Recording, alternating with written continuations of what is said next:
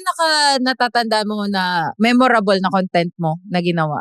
Yung feeling ko yung nag-comment si Mayor Vico dun sa content. Talaga, ano to?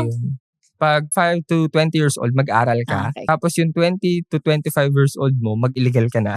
Yung mga ganun. Gumawa ka na May timeline pa pala yung pagiging illegal, ate. Pero with that, na 5 years kang nag-illegal, pwede ka na mag-settle kasi okay na eh.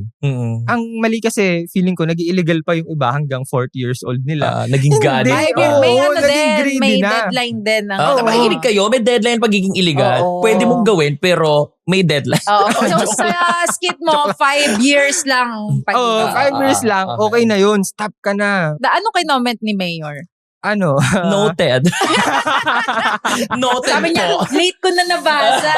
Sabi niya kasi, ang comment niya, pag 36, gumagana pa rin ba to? Pag 36 na, asking for a friend lang. Kasi siya yung 36. Yeah. Oh, I love Mayor Vico. Hi, Mayor. Oo nga. Pakis.